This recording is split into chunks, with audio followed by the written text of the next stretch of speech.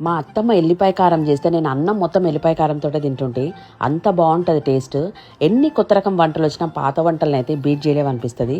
ఇక ఎట్లా చేస్తుందంటే మా అత్తమ్మ ఫస్ట్ ఎల్లిపాయలను మంచిగా ఒలిచేసి దంచుకొని పక్కన పెట్టేసుకోవాలి. బాండ్లు పెట్టి నూనె వేసినాక జీలకర్ర ఆవాలు ఎండుమిర్చి చేసినాక మనం దంచుకున్న ఎల్లిపాయను వేసి చిన్న మంట మీద మంచిగా ఫ్రై చేసుకోవాలి. మంచిగా క్రిస్పీగా కావాలి ఎల్లిపాయలు అనేవి, అప్పుడే పొడి బాగుంటుంది. ఇట్లా మంచిగా ఎల్లిపాయలు ఫ్రై అయిపోయినాక ఇక స్టవ్ ఆఫ్ చేసుకొని దీనికి సరిపడా పసుపు, కారము, ఉప్పు, నేను కారం అయితే 3 మ్యాంగో తీసుకున్నా టేస్ట్ బాగుంటుంది అని చెప్పి ఇట్లన్నీ వేసుకొని మంచి కలిపేసుకోవాలి. ఇక పెరుగన్నంకి అయితే సూపర్ కాంబినేషన్ చెప్పాలి. ఇక పొడి చల్లగైపోయినాక మనం బాటిల్ వేసి పెట్టుకుంటే ఎన్ని రోజులైనా పాడు కాదు.